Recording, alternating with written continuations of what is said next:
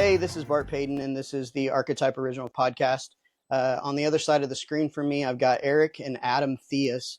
And the first thing that I want to do is read a little introduction of them that I came up with, and I think that it will give you a good idea of who I think these guys are, and then we're going to give them a shot to take a look at it and correct me if they need to or agree with it. So Erik Theis is a man who spent decades building the architecture of accountability for other people while quietly running a deficit in his own life.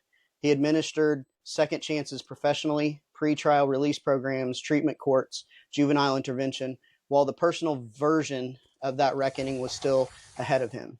In his 50s, he closed the gap. He quit drinking, restructured his entire daily life around discipline, and built a coaching business out of his own transformation. He now wakes up at 3:30 a.m., runs a multiple department core operation, teaches at multiple institutions, coaches individual clients, and is present to with his grandchildren in a way he's clearly decided matters more than any title he's earned. He's not a man performing reinvention. He's a man who looked at the distance between what he was telling people and how he was actually living and found it intolerable. That's why he's worth this conversation. That's Erik. Adam Theis. Adam Theis is a guy who looked at a problem, decided he wasn't equipped to solve it, and then quietly became equipped. That's the whole story, and it's a good one. He graduated with a finance and economics degrees, took an accounting internship, had an app idea, and rather than outsourcing the hard part, learned to build it himself. He now works days designing automated freight payment systems for large corporations and spends his remaining hours building a called Discover entirely alone. He is not loud about any of this. He rewrites his emails. He thinks before he speaks. He is almost certainly media naive. This may be the first time anyone has asked him to tell his story out loud in public. That's an asset, not a liability. What you're going to get from him is unpolished and real, if we create the right conditions for it in this episode. So, hey, everybody, let's meet Adam and Erik. Hey. Thanks for having us on. Thanks for having us, yes. Glad you guys are here. I think what you said in terms of your introduction hits the nail on the head. You know, I've been in public service my whole life, 32 years now. It's kind of weird to say that out loud because I don't feel like I'm old, but I apparently am. So 32 years in, and, you know, have had opportunities to be successful. Some of it was luck. Some of it was, you know, maybe my performance. But you know, as you mentioned in your introduction to me, you know, when I think about the introduction, you know, I think about, you know, always striving to improve. I've always been that way. Probably came from my dad. My dad, you know, who passed away a couple of years ago, instilled that in me in an early age, and I really appreciate it. I hope I've instilled that in Adam, my son, and that's just kind of the Theis way. And by the way, it's Theis, but that's okay. I mean, you see this, but that's pretty common. Yeah, it's sorry about that. I've known you for years, that all and I the didn't know the time. right pronunciation. No, it's 100%. It's all good. But, you know, striving to be the best you can be. And I think that's a lifelong journey. But as I get older, I think my perspective has changed a lot. And we'll get into that, I'm sure. But you know, it's definitely, life is a journey of learning, you know, and if you don't think that way, I think you're off. Big time. You know, there's never a time where you should be the guy in the room that thinks he knows everything, because that's just simply not the truth. So I love that. Sure. That's near and dear to my heart for sure. Adam, what do you got? Absolutely, yeah. Yeah, thanks for having me on. My name's Adam Theis. I graduated from Mizzou in 2023 with a dual major in finance and economics. Really found a passion for technology through school, and really kind of dove into that niche as much as I could. Especially after college, I got out and was looking for opportunities and wasn't exactly sure what direction I wanted to go. But I landed at a pretty awesome opportunity at CAS Information Systems, and so I build automated freight payment systems for really large companies, and that's given me, you know, amazing exposure to a lot of different problems, the techniques in building software, and it's really given me a huge developmental opportunity to figure out the next steps in what direction I want to go. Awesome. Well, let's dive into this conversation, guys. I'm really glad you're here. This is directed at both of you. What's something the other guy does for work that you genuinely don't understand at all? Adam, I think I want you to take that one first. So I am really impressed that my dad has such a connection with people. I really think that that's something that he's always flourished with, and sometimes, I realize both my parents work in social programs and work with different communities and different groups that need some assistance and potentially need a leg up and whatever. And so, being really compassionate and working with different groups, that's been something that I've always been really impressed and really proud of my parents both for. And so I really think that that's a really inspiring thing. And I think that's really shown me that a community and a group-focused approach is always one that we should always kind of strive for and push for. So I've really been always impressed by that. That's awesome. Erik, how about you? Yeah. Well, I mean, of course, I'm going to be biased. He's my son, my only son. But Adam has impressed me in so many ways. He has a fire in him. He has a lot of, we actually have actually talked about this. We're actually have a lot of similarities, probably more so than not in a lot of different ways. Mm-hmm. But what I really impresses me with Adam is his drive. He's kind. He is considerate. He's well-spoken. And he's highly intelligent. And matter of fact, I mean, I sometimes rely on him. I actually ask him for advice.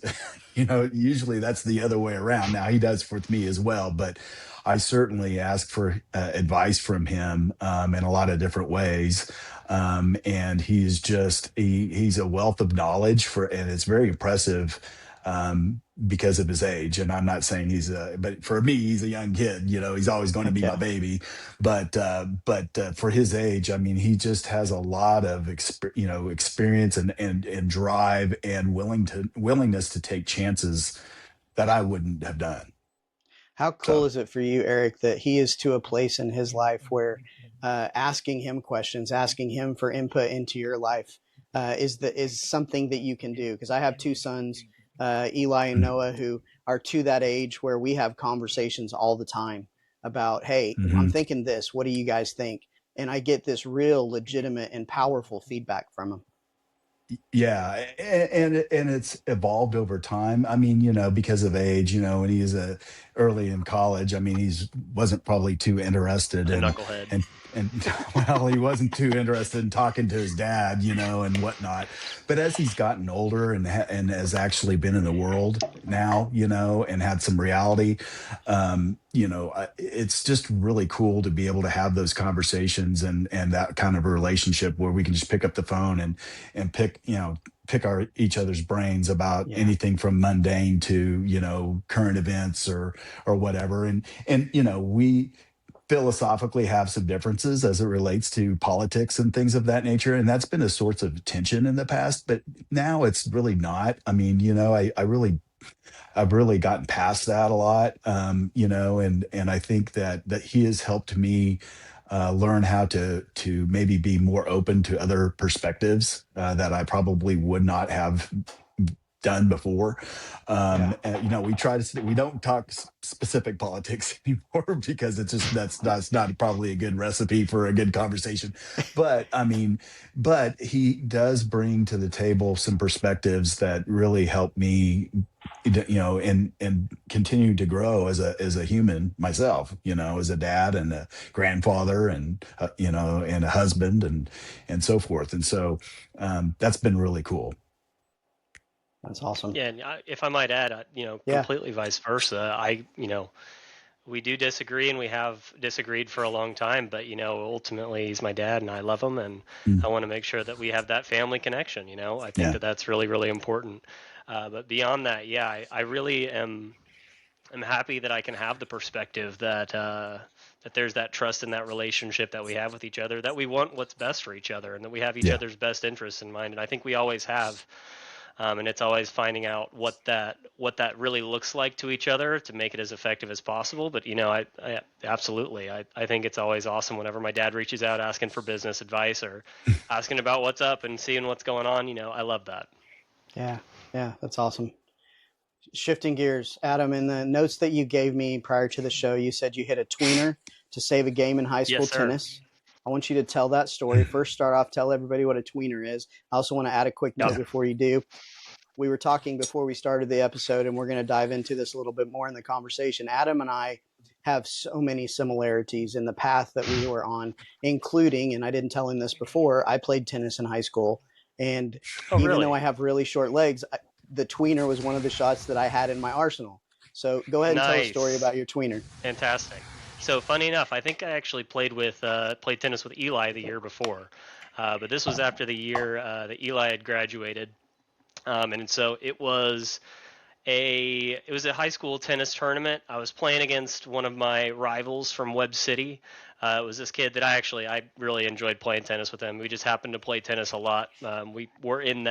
We were both the number one for each of our teams, and that didn't mean that we were necessarily phenomenal at tennis for either of us. But welcome to Carthage tennis. But we did play but we did play against each other quite a bit, and so that's why we had kind of a rivalry. But I was playing off kind of by myself with him, and we had a couple coaches around, and it was the craziest thing because it was exactly like the Federer tweener that everybody knows.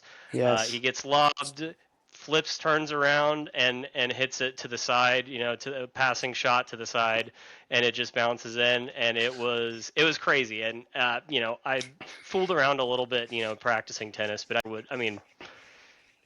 I don't know why I went for it, but I went for it and it connected, and it was hilarious. It was great.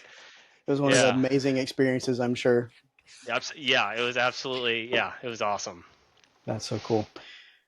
I love that sport. It's continued to be a part of my wife and I's journey for a long time, even after our boys were done playing tennis and all that. So still love the tennis. Erik, I'm going to ask you a question. You said working out is basically your only hobby. When did it stop being exercise and start being the thing that holds the rest of your life together? Man, that's a really deep conversation for me, really, because when I was younger, well, it was kind of there's been pivotal moments in my life. And one of which was when I was a young kid, I was bullied quite a bit. I started getting into the gym when I was 15. So, ninth grade. And I really, I don't know, had a knack for it, I guess. I mean, my body responded to it quickly, and it really transformed me in a way that is kind of hard to describe, because I went from somebody that was picked on all the time to, playing football, to homecoming king, to captain of the football team, to all-state football, offensive guard, so, I mean, it really transformed me and helped me, with my confidence and that type of thing. So, it's always been a part of my life. I mean, I've literally, barring injury, I have been lifting weights since I've been 15 years old. I've never stopped. And I'm 54 today. Now, and we'll probably get into this a little bit later. I mean, I've always been disciplined when it comes to that. Without fail, I never not worked out. I mean, that has always been, and Adam can attest to that. It's always been there every day. But I took it to the next level, and I'm sure we'll talk about it in more depth. But when I was 50, when I turned over 50, and I started to realize that, age and inflammation and all the things that come about, when you get older, I started working into the more of the nutritional component of it, and that's where I did a pretty crazy transformation to this day, that I've because of that, I'm now working with clients and trying to help them also make those transformations, because it's really, when I say this, and I know you've seen it on Facebook and on some of my posts and things of that nature, and you talk about being real, and I think that resonates with people as being real. And you know, it really does transcend into other aspects of your life. When you have discipline and accountability and taking ownership of yourself, it really does transfer over to whatever it is: finances, your marriage, your spiritual life, you know, you name it, your profession, whatnot. And so hopefully we'll get into that a little bit, but For yeah, sure. lifting weights has always been a thing for me. That so I can't really pinpoint, other than, you know, I do remember, you know, when I was bullied and then I wasn't bullied. You know, that was you know, when you're a kid, you remember those things, and so I do remember that. Yeah. So 3:30 a.m. I'm not a morning guy. I see Yeah. 3:30 from the other side more often than I see it from the waking up side. You're alone. Nobody's watching. What does that hour or two actually build in you that a normal workout doesn't? Well, for me, it is quite simply this: I do more by 5 o'clock than most people have done most of the day. And for some reason, that drives me. I like doing hard things. I think if you can do hard things, you know, whether it's the gym or what have you, a little bit in this instance in the gym, you can do other hard things. And so, and trust me, there are days when I do not want to get up, period. I don't want to do it. It's not like something that it's like, yippee, let's go. You know, I mean, every morning, some days are better than others, but I know, hey, I'm getting up, I'm going to get this done. And because I'm going to be, you know, better for it on the other side of it. And every time I do it, I feel that way. And so for me, it's just, I like having that alone time. I like having it done, because at the end of the day, I have a pretty demanding job that takes a lot of, you know, mental effort and that type of thing. And so I don't really like to, I like to go home and relax and, you know, kind of wind down and whatnot. And so I don't, I mean, I have worked out after work, but I mean, I really like getting it done in the morning and having a sense of accomplishment, and start my day on the right foot. Yeah. Adam, Now, I'm not you've saying to watched your be dad do. extreme, you know, like 3:30, but you know, you don't necessarily have to do that. But I mean, I think that getting up and getting yourself around and doing something and accomplishing something is really important. Yeah.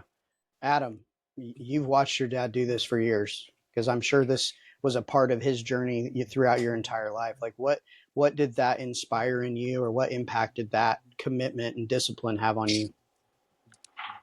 Yeah, I was there for a part of it. Whenever he was going so consistently, I remember, some of my early memories. I remember going to the like children's area, I think at the Planet Fitness.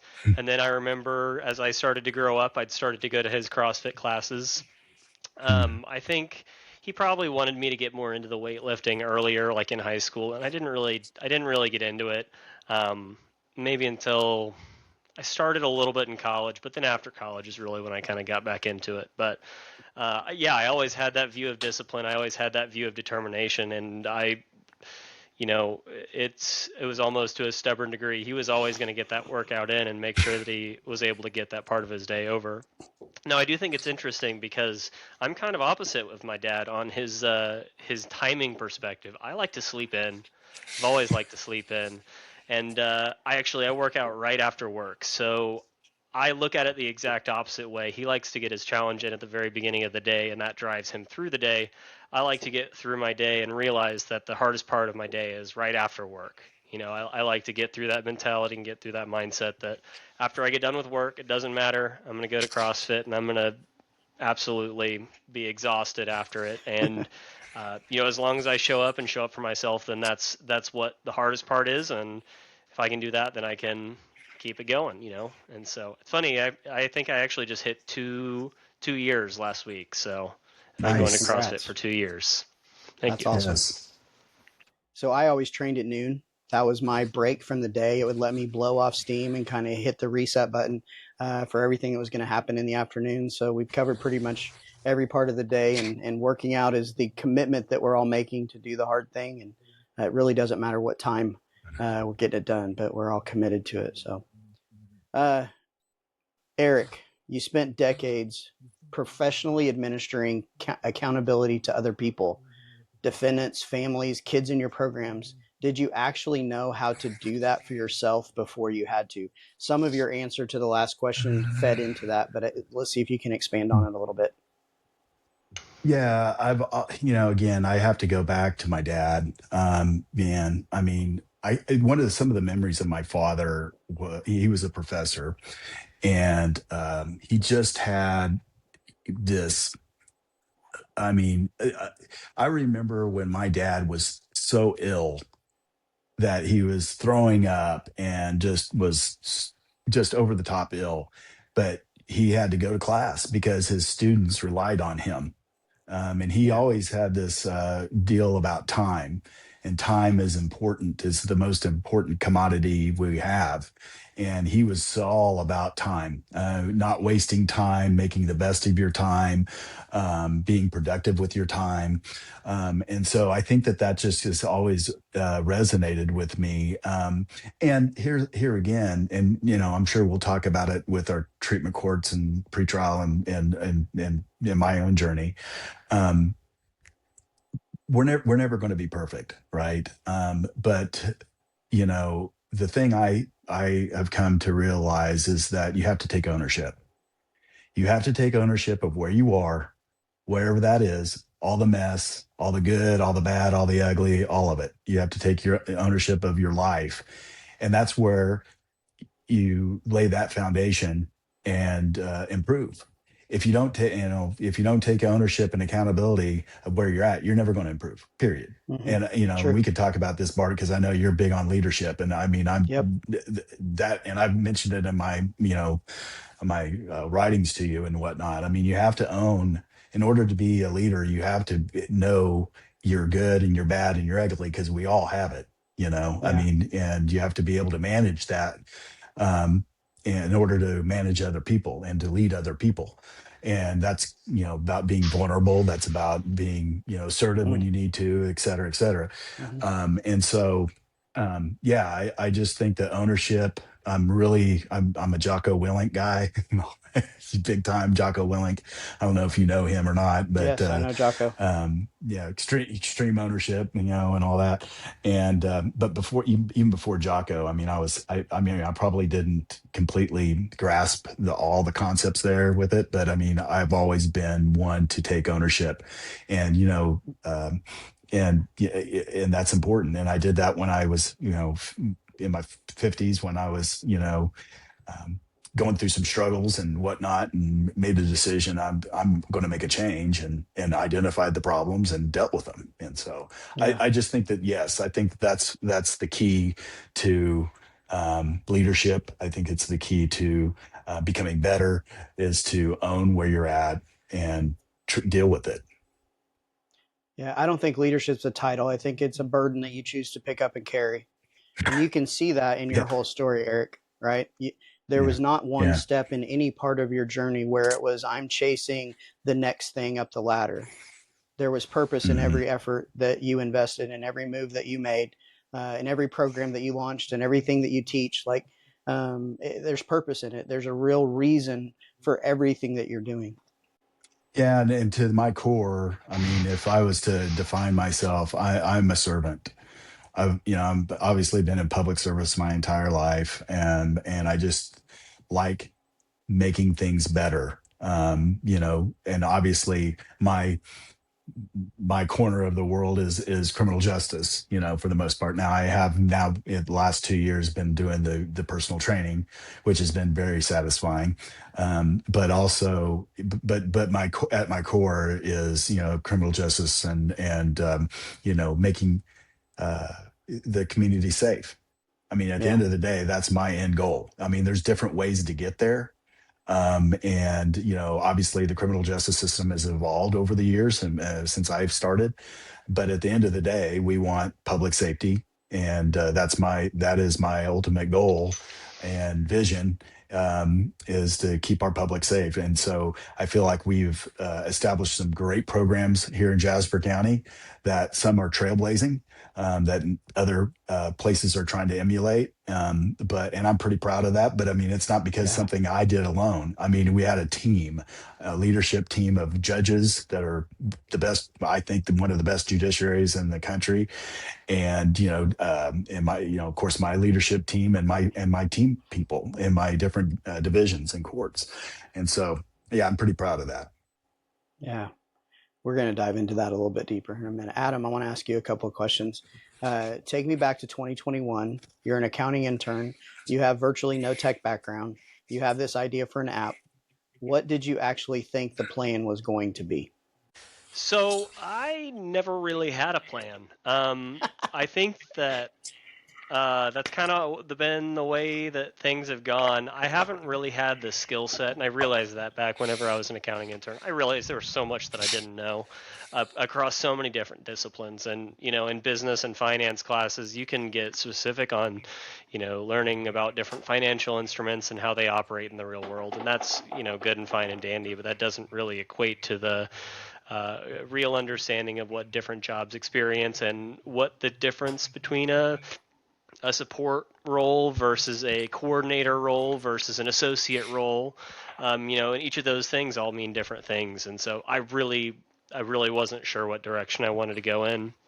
But I knew a couple people that were a little bit more on the technical side, and I also graduated at a really, a time of a lot of opportunity, especially in software. I mean, there are tools that are making programming much more accessible every day. But there was always, I always realized that there was more than just the tools that needed to be explored, that you have to understand the skills that go beyond that so that you can effectively implement the tools and the strategies. So I took a long time to figure out what, really that looked like, and that ended up being a lot of projects that I made that were really useless.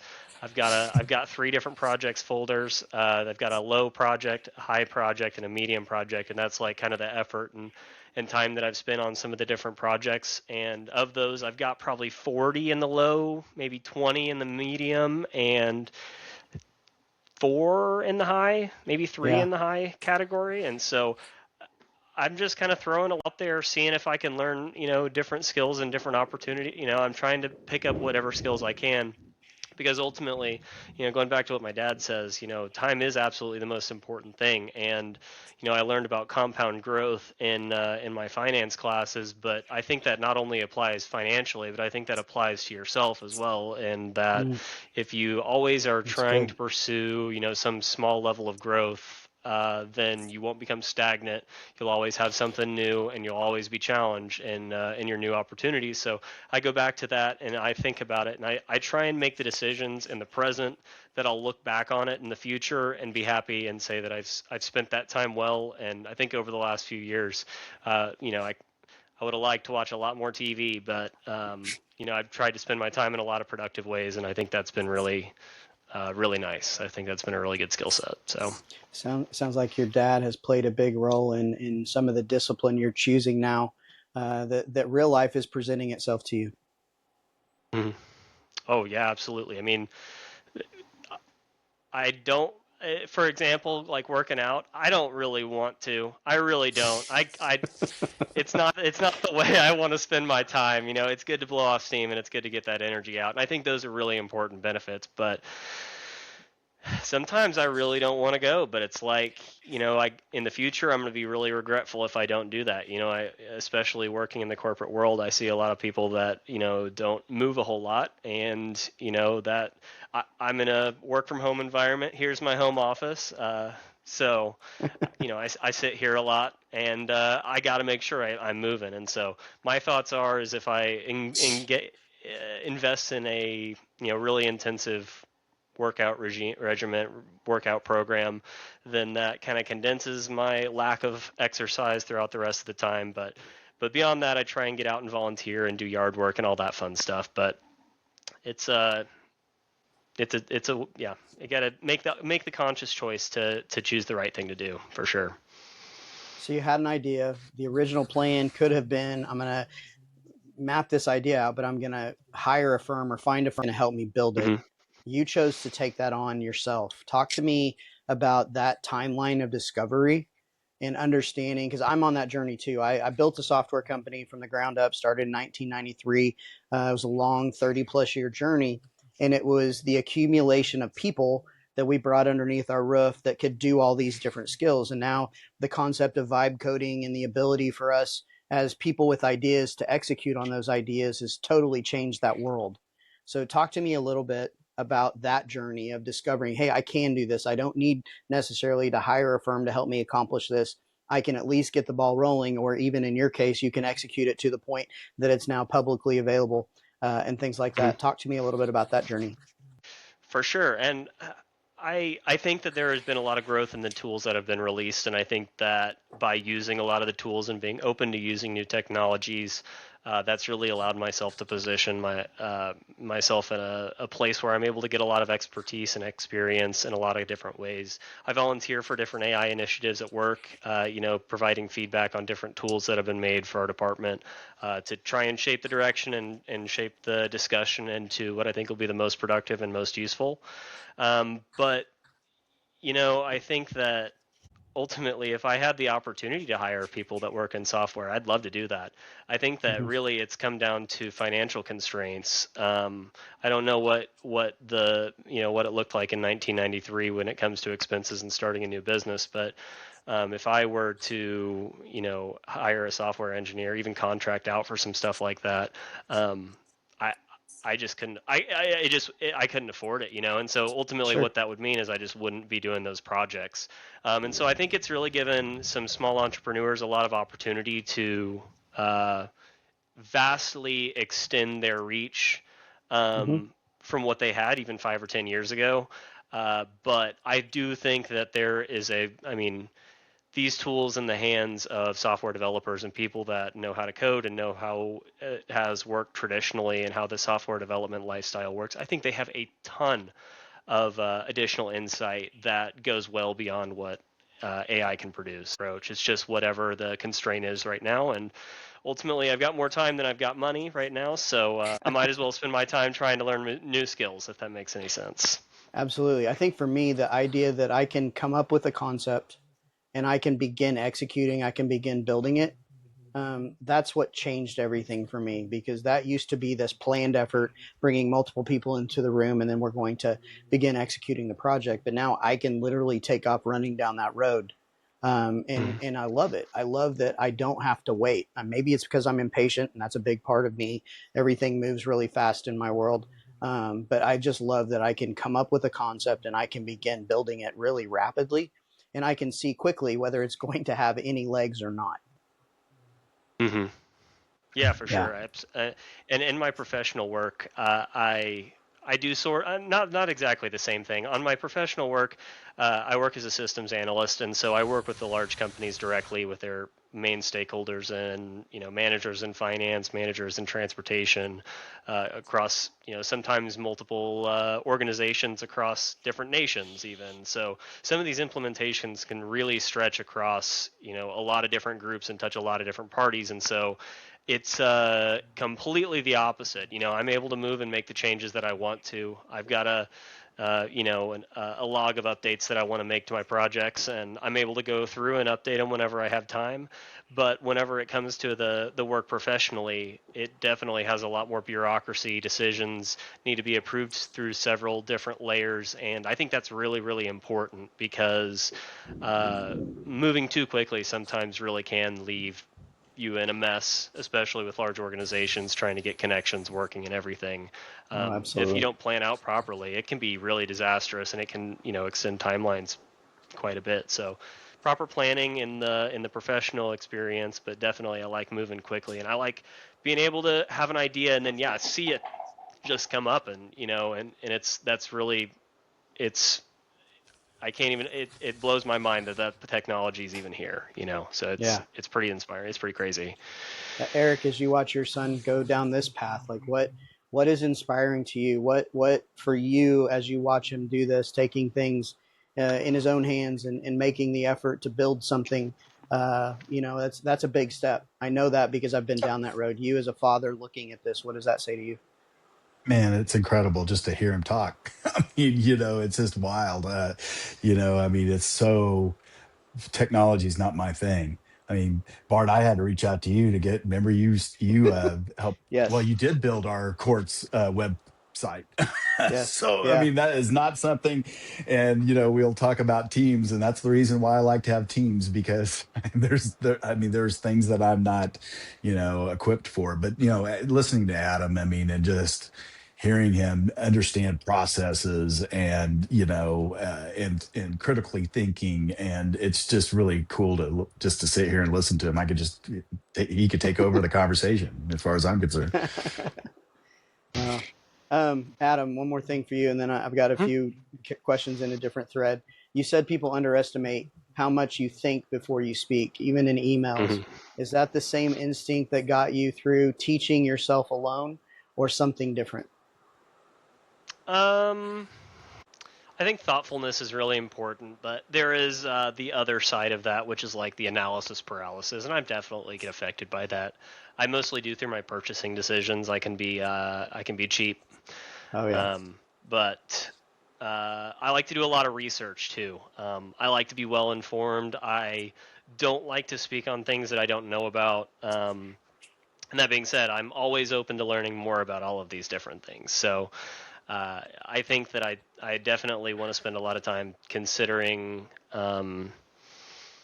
different approaches before making a decision and jumping right in. And I think that that's usually benefiting me. But definitely there are some side effects and adverse effects with that. Erik, I can ask you a very similar question there. On your journey as you went, speaking more specifically to the nutrition and personal training side of it at this point, like, did you, I suffer right now from imposter syndrome. I'm doing this new thing. It's not what I've done for so long. Am I worthy of doing that? Did you go through that where maybe you were even underestimating yourself and the potential that you could have in helping people? Yeah, 100%. And I'm still in that phase. I mean, I've only been doing this for 2 years. And one of the things, and my wife Jennifer always corrects me, and rightly so, sometimes I want it more than my clients do. And I take it personally when they're not Yeah. succeeding. And then I consider it a failure on my part. And when you take a step back from that, that's not accurate. I mean, I'm giving them the information. They have to implement it. If they don't implement it like I tell them to implement it, then they're not going to be successful. And maybe it's just I want it so bad for them because they don't necessarily, because I tell all my clients, it's simple, not easy. Right. I mean, it's not complicated stuff that I'm talking about. It's not neuroscience or anything like that. But I mean, you do have to be consistent, and you have to do, it over a long period of time. It becomes easier. We talk about neuroplasticity and all that kind of things. And Adam and I talked about that the other day. I mean, when you do stuff consistently over time, it transforms your brain, and it becomes easier. And that's why I tried to, tell my clients, it takes patience. I mean, you didn't get out of shape overnight, right? I mean, you're not going to get in shape overnight. I mean, unless you do it wrong. And a lot of people do it wrong, and they get on fad diets and things of that nature that are not sustainable. And then they can't finish it. And then they go back to the way they used to do it. And then they gain all their weight back, and then more weight on top of what they originally started.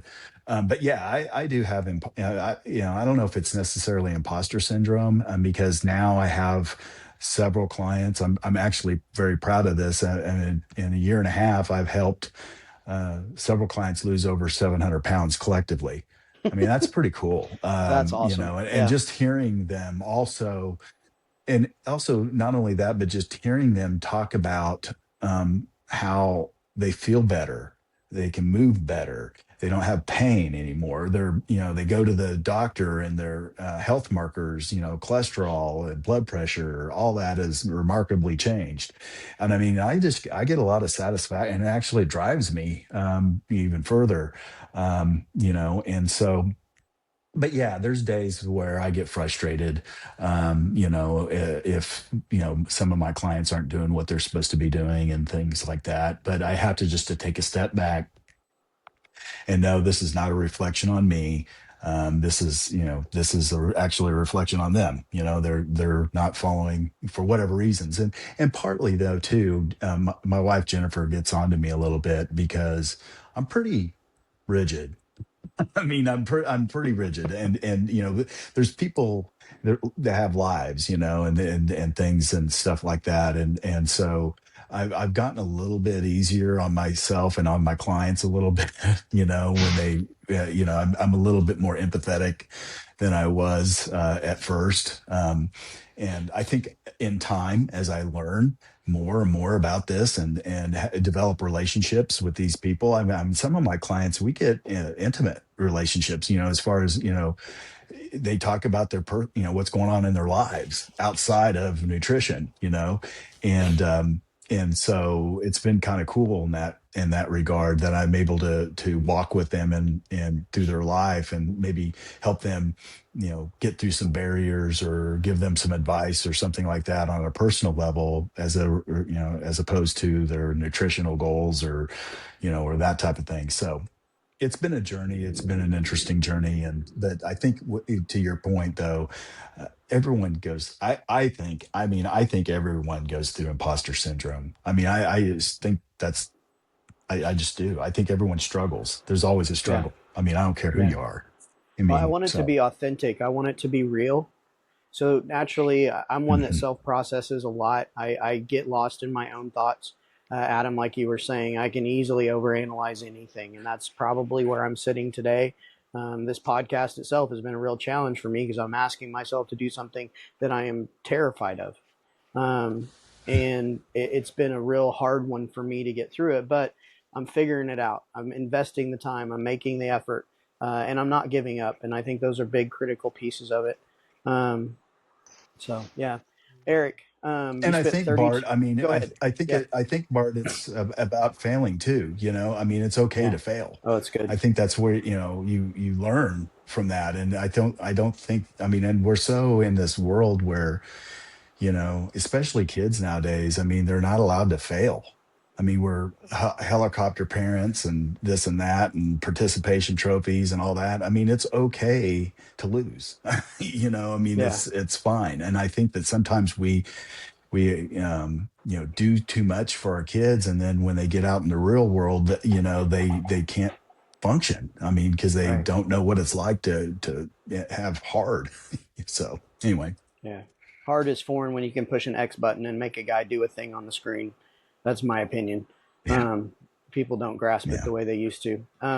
Erik, you spent 32 years professionally holding other people accountable to do hard things that they didn't want to do. I want you to talk about that journey, building the things that you built inside the justice system, taking care of those that honestly most of us don't want to have to deal with. And you made the active choice to say, no, they deserve second chances. They deserve somebody to care about them. And you've spent a large portion of your life building that. Can you talk to me a little bit about that? Sure. So, I mean, the definition of insanity is doing the same thing and expecting a different result, right? And so I started most of well, half of my career has been in corrections at probation and parole. And I just started looking at, we talk about computers and data and all that kind of stuff. When I was first started in 1994, there wasn't a lot of that, but over time, we start using evidence-based practices, right? We start looking at our data and seeing what works and what doesn't work and so forth and so on. And we started doing that in the criminal justice system. And, one thing I found was that, a lot of people that come into the criminal justice system have, substance abuse and mental illness. And here we are, with this revolving door of people coming into the system, getting arrested for, not necessarily violent crimes or dangerous crimes, but like drug possessions and there may be some domestics and things of that nature when they're intoxicated or whatever.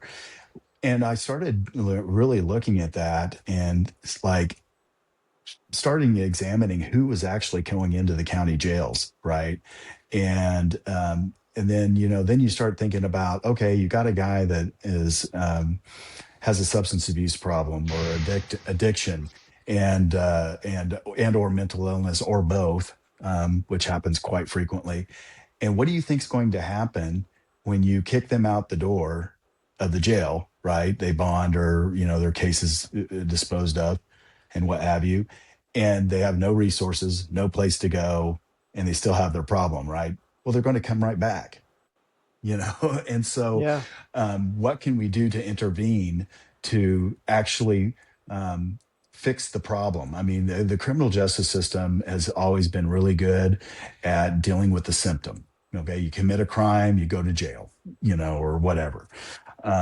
But it was an opportunity where we started looking then, kind of get to your question, with treatment court, is to provide these, first identify people that are coming into the system, what we call high risk and high need individuals, which means basically they have a high risk to commit new offenses and they have high needs. And what we mean by that is like homelessness, substance abuse, mental illness, lack of any type of employable skills, those kinds of basic things. And we found that those people that are high risk and high need go in and out of the criminal justice system a lot. So what can we do there? Well, we can identify them, and then we can place them into other interventions where we're holding them accountable, but yet we're also at the same time, I mean, it's kind of going in parallel, that we're providing them services and a hope and an opportunity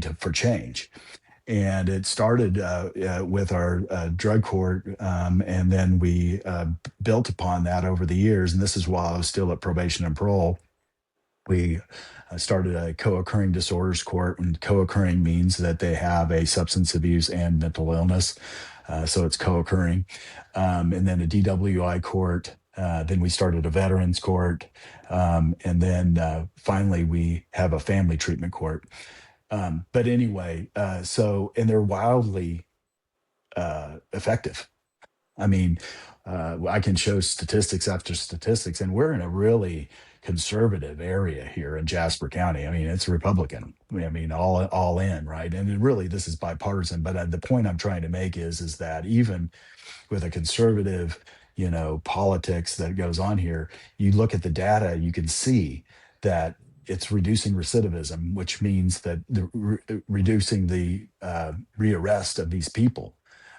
Which in turn, and it's not just about arrests, Bart. I mean, these people, when they go into the system, they have kids, and then the kids get put into foster care and foster systems. I mean, so there's this ripple effect that goes out. And so if we can get these people healthy and well and prosperous and working, and give them the skills that they need to be able to do those things, then we're going to, be on the trajectory of making changes that are long lasting. And we're seeing that in Jasper County. We've reduced the recidivism rate by nearly in half in Jasper County, because, look, you and I, if we get arrested, okay, that would be devastating. I mean, if I had handcuffs on me, that would be devastating. Yeah. That's not devastating to these people. I mean, that's a day in the life with them. Wow. Because they don't have a different path.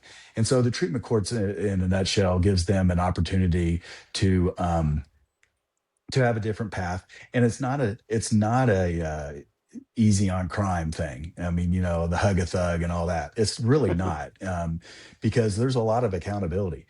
These people have to go in front of a judge twice a month. They have to they call in every morning at 5 o'clock in the morning to see if they get drug tested. They're drug tested 8 times a month. They're required to go to treatment. They're required to do community service. They're required to go in and see their probation officer. So there's a lot of that goes into that. And you can advocate for these people And it kind of goes back to what I was saying before. When these people come in, they have to accept responsibility for their actions. They got themselves here. Now, what can you do to change? And then start wrapping around services around them and hold them accountable. And it's been working great. And so I'm really proud of the programs that we have in Jasper County. And I can talk about the pretrial programs later and when you bring it up. But I mean, it's all tied together. And it basically revolves around early identification of people that are coming into the system that are, those folks that we just talked about, and then quickly plugging them into services and having them be accountable. I mean, and if they're not accountable, there's consequences to that. And so, the combination of all those things, it's just wildly successful. And I'm really proud of the fact that we have a judiciary, a prosecutor's office, a probation and parole office, our behavioral health. We're all pulling the rope in the same direction. And it's important because it's important to the taxpayers, that we all pay the taxes, right? And these people that coming into this, system, they're high utilizers of our emergency rooms at a high cost. They're high utilizers of our mental health facilities, and obviously they're obviously involved in with the police a lot and at the jails, and that there's a cost to that. And they're not necessarily dangerous people. They're doing just stupid stuff. And it's an opportunity for us to reroute them and get them the help that they need so we can, so they can be productive members of society. And they have been. I mean, the graduation rate of our programs is nearly 70%. And of those 70%, like I just told you, half of them, the recidivism rate is just absolutely incredible. And this is not cherry picking. I mean, these are the people that go into these programs are not people that just, this was their first time they got in trouble.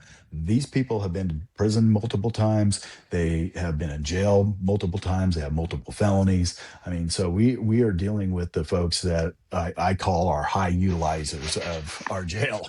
And so it's just been great. And so, yeah, I'm pretty proud of that.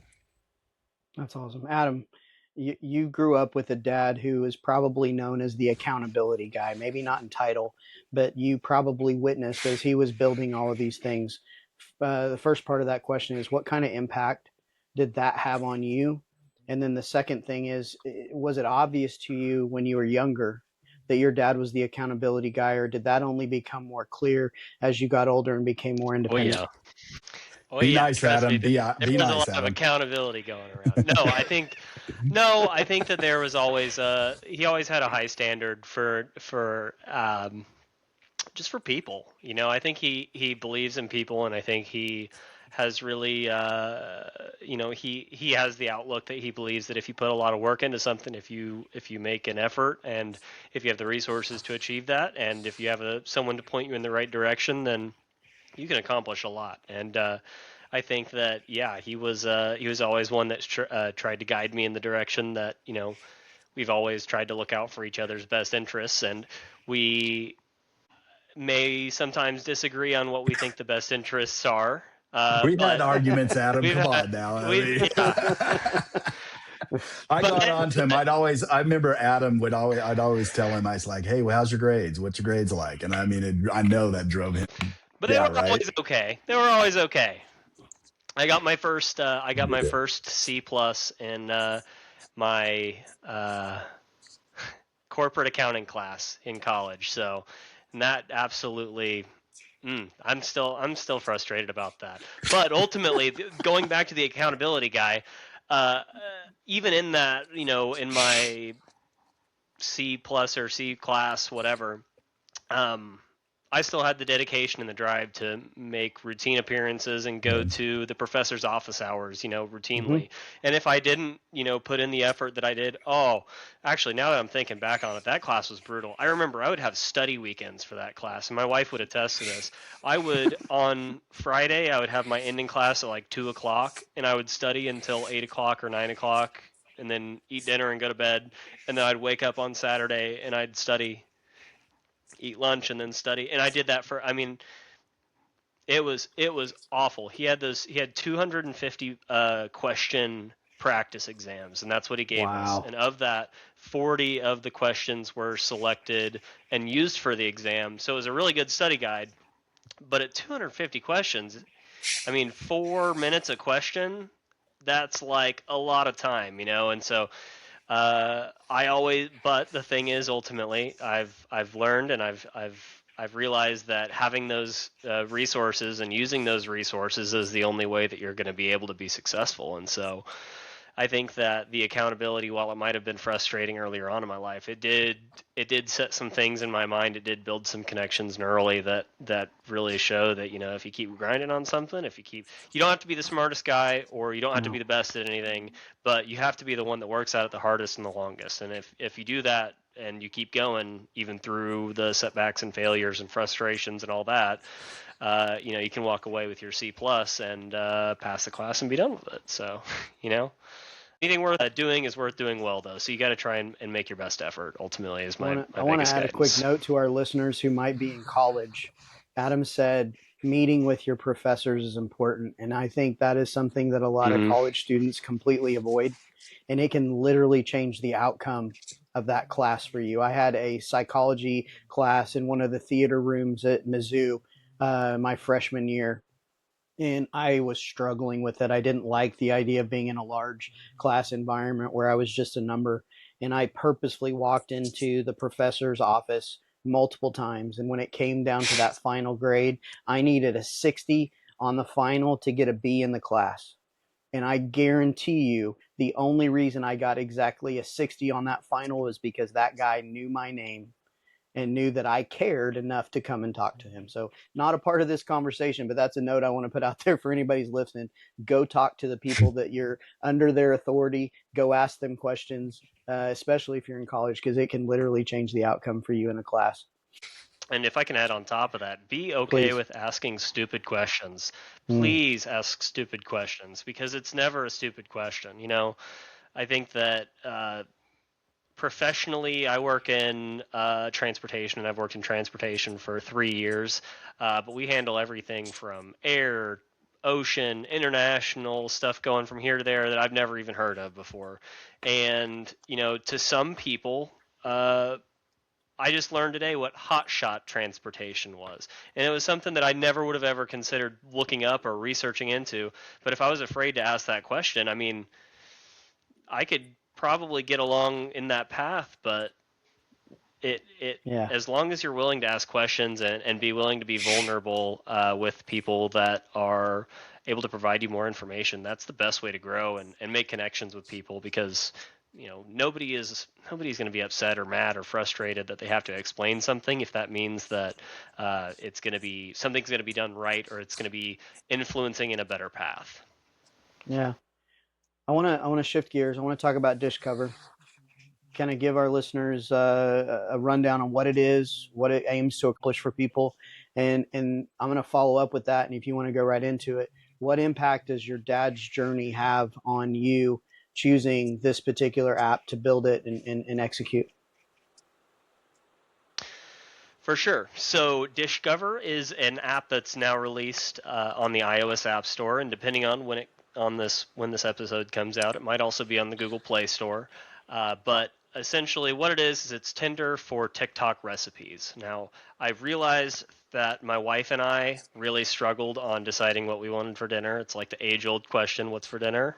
What do you want? Yep. We'd always go back and forth. And then also we'd end up eating the same like 3 or 4 or 5 meals. And that was something that was really frustrating to me. And so my wife, at the beginning of like our fitness stuff, wanted to start sending me TikToks with these really awesome recipes. And so we'd like cook them once, and then they would be entirely lost in our DMs. And so I got really frustrated that like we had this really awesome recipe that we enjoyed, that 6 months later I wanted to cook it again and I couldn't find it.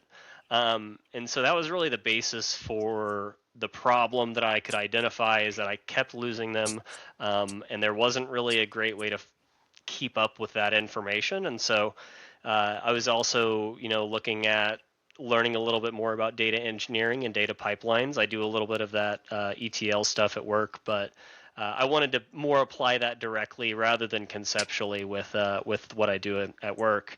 And so I wanted to take TikToks and break them apart and essentially have TikTok meals that we're able to extract the recipe and the ingredients. So it just makes it a lot more accessible and easier to keep track of all your different recipes, potentially find some new ones. And so ultimately it started in January of this year is when I first started working on it. And the idea that I had at that point was my goal was to get something on the internet, something that I was proud of, and something that other people could access and that I could use from other places, right? So that was a goal that I completely blew out of the water. And so everything beyond that has now been kind of self-directed and self-led. I realized that it's just been a series of different problems and solving different problems. I think that's ultimately what connects me most to my dad. Is my dad is a problem solver, and he's able to identify problems and figure out the appropriate way to solution them. And so everything has been a list of problems. You know, first it was how do you build software, then it was how do you set up authentication, then it was how do you set up scheduled jobs, then it was how do you set up DNS protocols, and so it's just like this cascade of different problems that have now transformed into less technical problems that I'm starting to struggle with. You know, now it's not how do I build a project, not how do I build an application, but how do I get people to see it? How do I do the marketing? How do I put myself out there? How do I get out of this like really quiet building environment and show off the stuff that I have? Because whenever I show it to people, they think it's amazing, you know, and so they say, yeah, this is awesome, and this solves a problem that, you know, I completely understand, and it does it in a kind of an elegant way. And so I've got a lot of awesome feedback, a lot of really good appreciation for it, but you know, it's really challenging, and I think of this as like even this podcast is getting myself out there and making myself be uncomfortable with that marketing side and to be okay with talking about it. And so yeah, I think it's been a lot of good direction, but I'm interested to see where it goes. But it always depends on your outlook on if you failed or if you succeed. It always depends on what your goal is. And so as long as you're setting successful goals that you can possibly achieve, and you know sequence them out step by step, then you'll get to somewhere you don't even realize you could, as long as you keep it up. That's awesome. Erik, what do you think? What do you think about what he's doing there? Awesome. Man, I think it's incredible. You know, I mean, he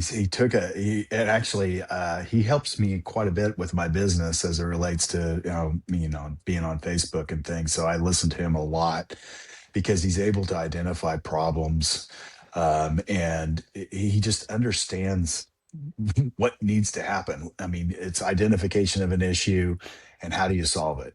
And I think once you start doing that, then it just builds upon itself. And now he found a problem about the DMs and getting the recipes lost. And then he's making fun of me because I'm so tech out. But anyway, yeah, wow. Yeah, he's more technical than I am. But anyway, now he discovered a problem.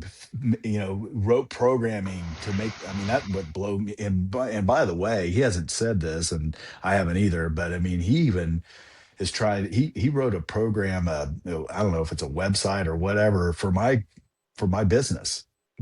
I mean, he used it just as a way. I mean, I wasn't paying him or anything like that. I mean, that's up to negotiation still because he told me his fees and whatnot. But it gave him an opportunity to practice on it, and he showed me it. It just made a lot of sense. And he doesn't. I mean, obviously he's working out, but I mean, he just understands issues and how to navigate through them and how to find solutions to the problems. I'm just super proud of him because I mean, when he showed me the website, I was like blown away. He goes like, hey, here's how you can do it. You can link it here, and then they can, it'll automatically send you you an email and, it'll automatically respond, if you want to put an automatic AI response in and, just trying to help me streamline things and stuff. And it really actually takes me out of my comfort zone quite a bit, but which is good. But I'm just super impressed with him as he's analytical more so than I'll probably ever be. That's not one of my strong suits. I'm pretty pragmatic, but I mean, I'm not analytical. I'm not in a weeds guy. I'm a big picture guy. And so, just to hear him process things with you and talk your guys' IT language, it's kind of fun. little geek talk. Mm-hmm. That's okay. That's all good. So Erik, you said in some of your notes, people read your intensity as confidence and figure you never doubt yourself. I'm sure that's not true. What do you actually do with the doubt, especially in the moments leading up to a time when you have to go lead people, whether it's and we can talk about the pretrial stuff here if it fits, or whatever it is, or whether it's the justice work that you do, or whether it's in the nutrition and physical wellness that you're helping people with. Mm-hmm. Yeah, yes, obviously I have a lot of doubts. I doubt myself all the time. Am I making the right decision? What are I'm kind of a catastrophizer, and I mean, maybe that has suited me well over the years in my profession, but I always look long term. Okay, what's the consequence of this action? And what kind of impact is it going to have? I mean, I do that all the time now.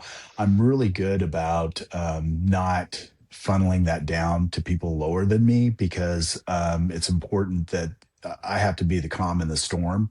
Because, as you know, Bart, I mean, you've ran a business. I mean, things are going to happen. I mean, problems are going to arise, right? And so, and they look upon the leadership to, guide them through that. And if you're panicking and you're telling them how, your every move in your mind, I mean, that's obviously inappropriate and certainly not going to get you to where you need to be. So I obviously, I do a lot of thinking internally. I do think it's appropriate, and I do actually do this, is I have great judicial leadership. So I go up the chain, if I process with people that are kind of, outsiders looking in, even though the judges are my bosses. I mean, they don't get into the weeds as it relates to programming and things of that nature. But they do provide me some good insight, and help me and guide me in ways, because I think that it's wise to seek counsel. I mean, it's biblical, the Bible even says it, I mean, it's, you're wise if you ask for counsel. It's when you start thinking that you're, all that in a bag of chips and you have all the answers and all that. And that's when you're going to get yourself in a lot of trouble.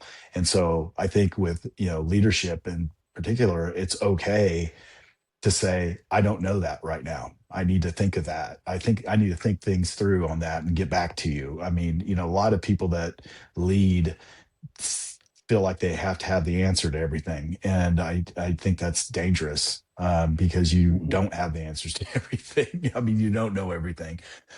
So yeah, I do have self-doubt. Of course I do. Everyone does. I mean, I have imposter syndrome. I have, I wonder, did I make the right decision? Did I make the right call? But it all works itself out. One of the things that really helps me, is when I'm aligned in my walk with God.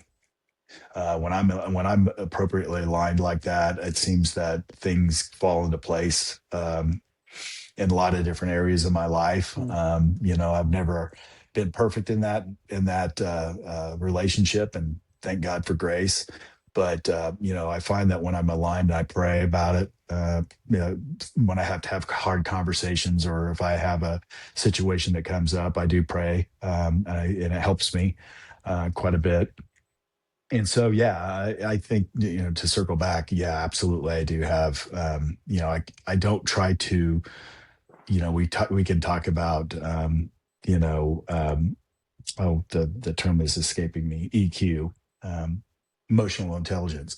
I mean, having the emotional intelligence and the control to control your emotions and everything, that's important. And obviously that's a lifelong journey too. We could probably have a whole podcast on that conversation. Absolutely, we can. But Maybe we'll come back to it. making sure that you yeah. I mean, it's a deep topic, but I mean, I really try to be the calm in the storm, even though internally I may have conflict. I try to keep that internal as much as I can. Now, do I blow up and I'm a blow and go kind of guy, and do I get upset and blow it? Yeah, sure, I do. No, I mean, no one's perfect, but I really try to be aware of that I am the leader and I need to set the example, and that's the professional thing to do. Yeah, Adam, similar type of questioning for you. You're building something. I'm sure when you started down that path, you didn't know what you were going to do and you had doubt. So, what did you do in those moments to deal with the doubt and continue to move forward? Yeah, I don't think that that's even a past question. I still have doubts. I think that it's probably always going to be healthy to have some level of doubt, because it's all about opportunity cost. I mean, the way you spend your time and the way you invest your time, you always want to make the best use of it. But it kind of depends on what you're looking for, and I think it's all about setting your accurate goals and setting goals that will set you up essentially for the future. Because if my goal was to start a business this year that was going to make me $1,000 a month or whatever, then I've completely failed. You know what I mean? Right. I'm entirely pre-revenue, it is the nice way to say it. It's the pre-revenue stage. But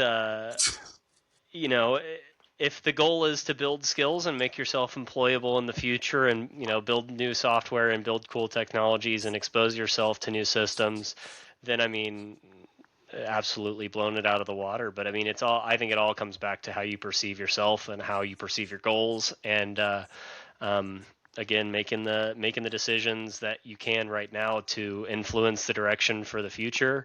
But I think at a certain point, I think everything is even with the self-doubt, maybe it's imposter syndrome, maybe it's just understanding when it's time to say you're done and to move on to a new thing. But it's all always in flux. I think it's always kind of a decision that you need to kind of choose and invest your time in the ways that you can that are productive, and really come to terms with what that decision is, and then to lean into it as much as you can. Because I think, again, anything worth doing is worth doing well. So you want to make sure that you're, in whatever way you want to spend your time, you're doing it wisely. I can hear your dad talking in some of those notes there. We used to say fail fast, learn fast. Mm-hmm. And that's really how we approached every day mm-hmm. In the software company. It was such a critical part of the process, right? You watch things like SpaceX, and right, they send these rockets up and they explode, and everybody perceives that as failure, but it's actually a great opportunity to learn. Right? That's the whole point of it. You have to blow stuff up in some situations to learn, and that's something that I lived for my entire career. Failure was never the end. It was just the next step. It just opened the door to the next thing that you're going to figure out, something that I learned to love. And that's a challenging way to accept life, but you're going to stumble and bumble your way through it. But the reality is, if you choose to learn from each one of those steps, you're going to get better. Erik, you can talk to that too. But in software, that's how you improve. That's how you get there's a difference between, sure, in theory, you can have all the theory you want, but until you implement it, so what? Mm-hmm. I mean, that's what I am really big on. If there's an idea or a direction, it could be small, it could be large, do it.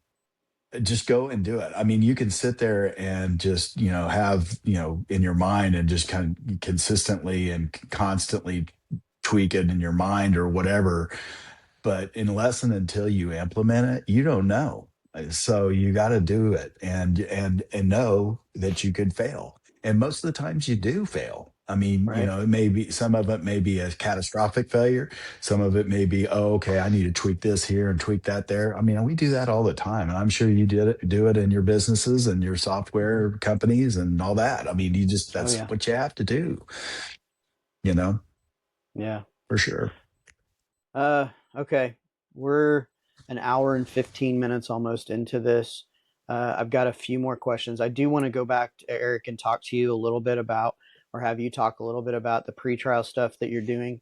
I was fascinated by the notes Yeah. there. I honestly don't know the best questions to ask about that, just because I'm not connected No. to that part of the world a whole lot. So if you have some things that you would like to share Yeah.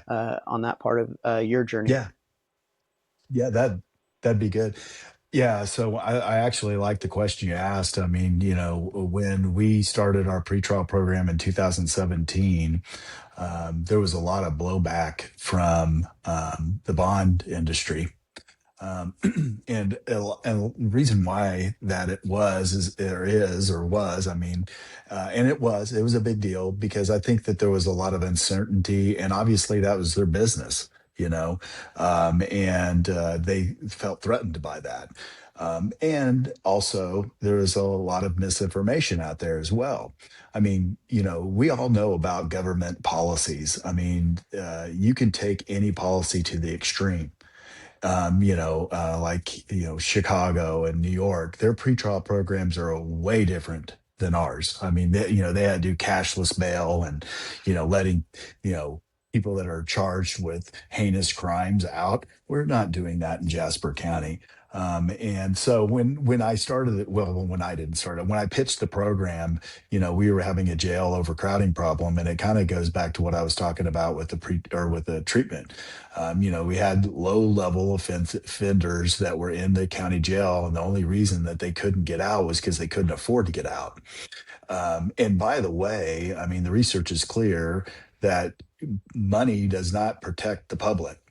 There are people Mm. that can afford to get out of jail that have committed very serious crimes, and so money is not the driving factor. And so what we started in Jasper County is kind of similar to what I was telling you about with the treatment court, is Hmm. that we have officers that go into the county jail and actually doing a risk assessment on these people, look at the crime, look at the individual and their history and that type of thing. And then we provided a comprehensive report to a judge.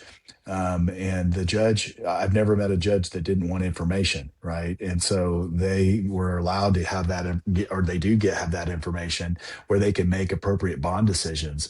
And it's not get out of jail free card. I mean, if they are released on pretrial services, they have to report in to the pretrial services officer. And also the pretrial service officer may help them in other areas, getting them linked to treatment, or get them linked to housing or whatever. So it's twofold. One, we want to make sure we're releasing the correct people out. Hmm. And in Jasper County, we actually, in some instances, tell the judge, hey, this guy is a high risk, you probably shouldn't be releasing him, that type of thing. And then conversely, hey, here's a person that is a low level risk, and they're going to show up to court. And you got to remember, I mean, these people, I mean, the Eighth Amendment of the Constitution, these people aren't guilty yet. I mean, Right. they've been accused of a crime, but they haven't been found guilty yet. And so, and excessive bail is also in the Eighth Amendment of the Constitution, which is a tricky, slippery slope. You can, like you say, you can take it to the extremes. And I think that here in Jasper County, we're doing a really good job with that. And again, we're seeing the recidivism rates go down half. I mean, and cutting it in half. And because we're identifying these people that are in the county jail, that can be released effectively, provide the monitoring, and the accountability, release them safely, and it's been working. And so back when when the bondsmen, they didn't know that. I mean, they were looking at what was happening in LA or, Chicago, and, still happening today, where people are getting released over and over and over again, after they've, been charged with, serious crimes. We're not doing that here. And there's plenty of conservative areas like in Florida and Texas that have pretrial services programs like ours in Jasper County. If you do it correctly, it really is very effective. And again, I'm really proud of the fact that we have everyone aligned on it. The sheriff is aligned with it, the county commissioners are aligned with it, the judges are obviously aligned with it, and we're it just makes sense, and we're again using the data to drive our decisions, and to see the effectiveness of these programs, and we're seeing it. And it's gaining a lot of attention, because part of our pretrial services, and talk about, implementing and expanding over time. First it started off with, going in there and giving the judges a report and doing some monitoring, and fast forward 10 years later, we now have master level social workers going into the county jail and doing what I call release planning.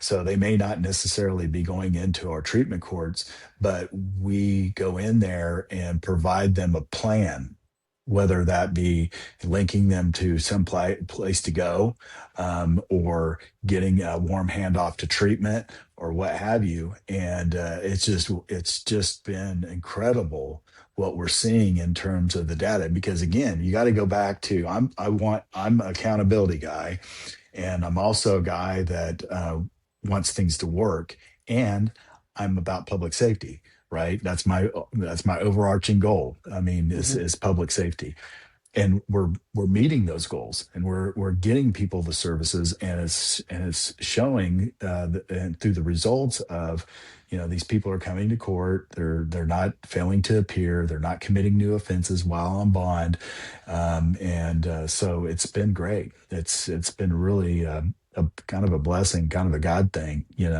I believe, and I agree. it's just continuing to expand.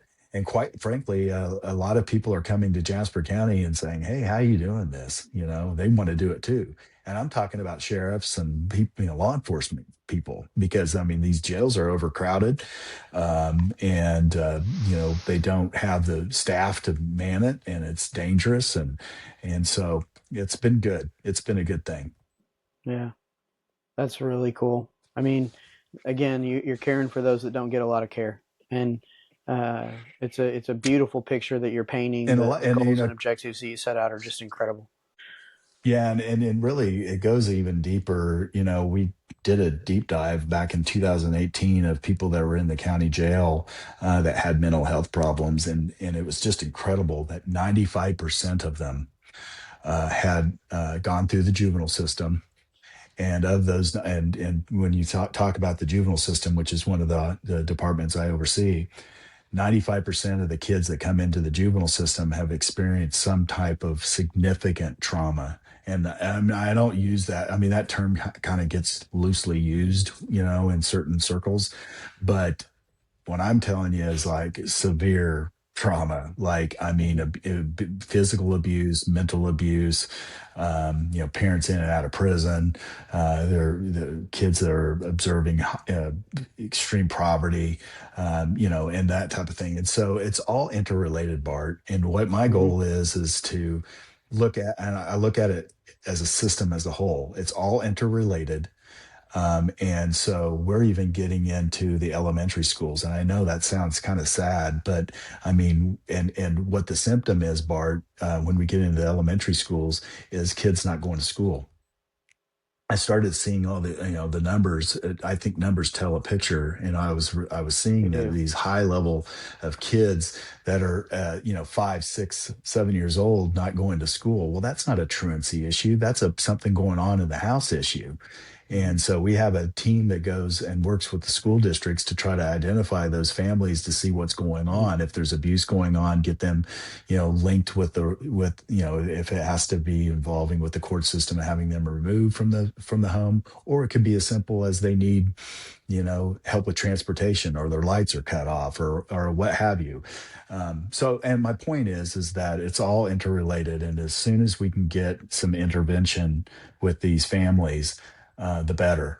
And sometimes they slip through the cracks and they end up going through the adult system. And now I feel like we have a fairly decent system that I've already described, with treatment court, to try to help people become whole and be protective and be, good standing members of our community. And it resonates. And I've always said to my juvenile staff, I said, look, when we have strong families, we have strong communities. And I 100% believe that with all of my heart and soul. If there's strong families, then there's not going to be substance abuse. There's not going to be mental illness. There's not going to be, kids committing crimes or parents committing crimes, and so I'm really passionate about it. And and it resonates into my business with the personal training, because I love seeing results. I love seeing progress, and it drives me even further to do more. So You're building something real special. Adam, you're doing the same thing. I want to talk to you just a little bit here. What's the future for you in your journey with CAS, or wherever that takes you, as well as with your own development journey? Yeah, it's funny you mentioned that. I have no idea where we're going to be in a few years. I think that there's a lot of opportunity here right now, but it feels like 93. I don't know where the internet's going to go. I don't know where AI is going to go. I don't know where agentic, systems are going to go. And so the direction that we have at our company is ideally moving away from eliminating the jobs or eliminating positions, but rather eliminating some of the meaningless or the exhausting work that some of us have to do. And hopefully that means that work is a lot more meaningful. I hope that means that I'm able to solve a lot more problems, more quickly, because some of these software projects were a year or two long, and in the past, before all this remote work stuff, it would be I would have flown out to a company and spent a few days with them, with their departments, and it would be an iterative process over 6 months or a year or 2 years. And it's like there are initiatives now that we're trying to cut stuff down from about 6 months to 90 days. And so there's a lot of quickness and a lot of pressure. But I don't know where those new tools are going to end up taking us. And I hope it's in the good direction. I hope we don't have Skynet, but who knows? We'll kind of see when we get there, I guess. But again, as long as everybody's making positive steps, positive growth in the right direction, and we're doing it in a human-oriented way, I think that I have a lot of faith in humanity. I have a lot of faith in our communities, and I have a lot of faith in people. Ultimately, I think that people want to do good, and they want to have resources, and they want to be able to enjoy their time and spend their time with their family and in positive ways. And so I think as long as we keep everybody oriented towards that direction instead of just accumulation to accumulate, as long as we keep it human oriented, I think that there's a lot of positive that could come out of a lot of technologies. But we got to make sure we're moving in the right direction and having effective and successful growth in the right ways. You got a roadmap for Discover yet? I've got ideas, but I am always open to feedback. I've got kind of an update log where I track any bug reports and any features that people request, and so I've got some stuff that's coming. Right now, the big goal is getting out on the Google Play Store so that my Android friends are able to also access the app. Then I'm aiming to add in some monetization features so that I potentially can earn something from the time that I've spent building the app, and then I think that the next stages are going to be really big into distribution and trying to learn all those different hats. get it out and get it to the people. Once Mizzou students come back, I'm going to be making some Discover t-shirts and going over to campus and doing some Chick-fil-A gift card raffles. So I hope to get some people to sign up there. Yeah. But I'm making whatever steps I can to try and go in the right direction, but I think that it really has gotten to a really good place. My wife was really right. I had it as like a web app initially, so you could access it on the internet and you could just go into it in your browser and use that functionality. And she really pushed me to turn it into an app as well, because it just makes a lot more sense, and it's the way it should probably be. And so it's had that lifestyle of the MVP, moving into a more production, more established environment. But it's probably going to slow down. It's probably going to get a little bit more bureaucratic, because I got to take a lot more time making careful decisions now that I have people using the app. But a lot of good direction, and ultimately, if people have awesome ideas, I want to incorporate those. So I've already added features like creator search and creator recommendations. So if people have their own favorite creators, I'd love to add them to the website. And I've already done, I think I've already added 4 user suggested creators. So really happy to have that, and hope it continues to grow. I hope it is helpful for as many people as I can. Yeah. That's awesome. So we talked about a lot of things, guys. Is there any question that I have not asked you that you would really like to share with everybody that's going to be listening? No, but I'd kind of like to ask you a question. If so, you say that we have a lot of these similarities, and that you see yourself a lot in my journey. And so, what advice or what feedback or what guidance would you would you recommend for me? I mean, as you see what you see now, what would you have told yourself back then that I could potentially benefit from now? For me, the path has always been about the people. It was never about the money. I've had great amounts of success financially, but what drove me was I'm a builder. I wanted to build things. I wanted to build businesses. I wanted to build software. But I knew it was going to take humans. It was going to take people around me that had good character, because skills can be taught. And as you continue to build your career, you have an opportunity to lead right now, even if you're not in a leadership role, because you can look to the person to your left and to your right. Something Simon Sinek has said, which is something I appreciate so much. You can look to the people to your left and your right, and those are the people that you can lead. And there's a lot of people in your seat right now as young people just getting started in business and in industry who think that the ladder is meant to be climbed just so you can achieve things. But when you start leading those people that you're connected to immediately, it's going to have an impact on you, and it's going to change the culture of your business. And when, like your dad was saying, when you affect the culture of a business, you have the opportunity to affect the culture of a community. And when you start affecting the culture of a community, you change a whole lot of things. And that's something that I don't know that I fully grasped when I was doing it early on.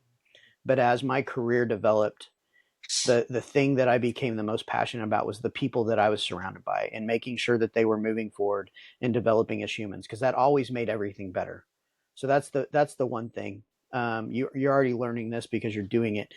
Failing is not a loss. It's not something that you don't want to have happen. You actually want to fail. You want those opportunities to learn, and we talked a little bit about that. And I think that's so important, because right now we live in an era where your dad said this: failure is not an option for a lot of people, or at least they don't think it's an option, but it actually is. Now there's big failures, like you don't want to commit crimes, but the failures we're talking about is you can make a mistake and you can recover, and you're young and you have an opportunity to recover. Your dad and I are on the other end of that spectrum. Failure for us looks a little bit differently at this point in our lives, because it's really hard to build back. But you're in a position as a young guy where you can fail. So try things, execute. I tell this story often. I don't think it's been on the podcast yet, so I'll tell it real quick. In 1998, 1999, I was working for a company. I got sent to Orlando, Florida, because that's where conferences happen in this world. And the conference was on email marketing. So if that tells you how old I am, nobody does any research on email marketing at this point. But the entire conference was dedicated to how you use email to market. And one of the keynote speakers that was at that conference took a liking to me, and we went out and got dinner one night. And I laid out the plan that became Midwestern Interactive. So we're talking 1998, 1999. Midwestern Interactive was birthed officially in 2012. So you've got this gap. And I was working that whole time. So I laid the plan out for what it was going to become to this guy. And he said, Bart, the only difference between you and me is I've executed on my idea, right? I hadn't done that yet. I had an idea and I didn't execute. So I'm not telling you anything that you don't already know, because you had an idea and you're executing on it. But I think that was one of the single greatest pieces of information that I was given as a kid, just out of college, getting started on this journey that led me to where I'm at today, was if you got an idea, don't wait, start executing, whether it's research, whether it's actually building the thing. And it doesn't have to be software. I mean, if you want to invest in real estate, buy a small piece of property. If it goes belly up, it's not the end of the world, like take the risk, do the thing. And then the last one, this is one that I hope I never lose. And that is the idea of being curious. I ask a lot of questions. I ask a lot of dumb questions. The good news for us right now is we have AI that we can ask the dumb questions to, so we can save face a little bit. But I ask a lot of questions, and I ask a lot of questions of guys that have been there and done that, ladies that have been there and done that, because I don't know it all. I don't have it all figured out. And that curiosity, that pursuit of knowledge and information and new things, I think that still drives me to this day. And I think that was there at the beginning for me. So those are probably three things that I think every person sitting in your seat should know. I bet in this context, your dad could add a few things to that. Yeah, I was going to say dream big, but then go after the dream. Take that risk. Mine was a little bit different. Mine was not business oriented, but nonetheless, I saw something and I felt like I take great. I feel really good when I do something good for our community. I mean, that's just what drives me internally. And just like you're driven by a different way, but that's fine. That's everyone's driven differently. And thank God for that. We're all, Yep. we all do it in community, right? In just different ways. But, I looked and found something that I felt like was going to be something that would be beneficial, and I went after it. And it was not easy. I mean, there was a lot of cajoling and a lot of conversation, and people don't, commissioners don't just give you money, just to go do stuff. I mean, and so you had to, you have to have a plan, and you have to convince people and market it and all the things that you're doing, and so, but unless you have a dream, what's the point, to me, you have to have some kind of vision, if you will, of where you want to go. And then you just go after it, and you do it by doing the little things. I'm really big into that. I mean, it's doing the small things consistently over time. It wins every time. I mean, it just does. And Bart did that with his journey. I didn't realize how long his dream, his vision of Midwestern Interactive was all the way up to whatever 2015 or 12 or whatever he said. But yeah, that was a long time, and there was a lot of little steps that were involved, in that process. Yeah. And so people see that last 10 years, and you're going to build upon it. People see that, yeah, I'm trying to build on it. People see that last 10 years from 2012 to 2022. They see that as the whole timeline. They don't see from 1993 to 2012. They don't see any of that. And that was me operating very much like where Adam's at, in silence, building the thing, right? Like 9 years of really hard work. Actually, not 9 years, 19 years of really hard work that not a lot of people paid attention to. I was still making my way, and I was still building knowledge and building relationships with people, and I had a lot of great experiences in that timeline. But it just took that quiet little decision doing the hard thing, failing, figuring it out, taking the next step. And it wasn't public. One, there wasn't social media back in those days, so it wasn't like I could blast it everywhere like we can now. Right. But the reality is, it took those quiet moments of building something and failing or trying something that I didn't know I could do successfully. And then, asking somebody to pay for it. And next thing you know, I'm building this book of business that became what it became. Again, going back to it all, the most important thing to me in all of that journey was the people that were willing to come alongside me, whether they were clients or whether they were my people that worked with me. Those are the ones, those are the things, those are that's the thing that made me the most happy in my entire journey, was that development process of them. I just loved it, and I still do. And that's why I'm building what I'm building right now and studying leadership the way that I am. I think there's a better way to do things. You're figuring out a better way to run the judicial system, if I can say that ignorantly. Maybe not the right word to say it. Adam, you're figuring out a better way to connect people to recipes and things that can help them be more healthy in their pursuits. I just think, the idea of building, that's what we are. That's what the three of us are. We're constantly looking at improvement and change and how we can get better and how we can help people around us get better. And that's something that I'm grateful in myself. And I'm grateful that you guys were willing to take a little bit of time here to set aside and have a conversation about it.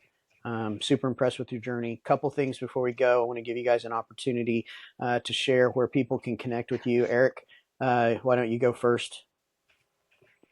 Yeah, so probably more so with my business, and most of my clients are in their 40s and 50s, and some of them even in their 60s. I do have some younger clients, but I mean, look, there's a different way.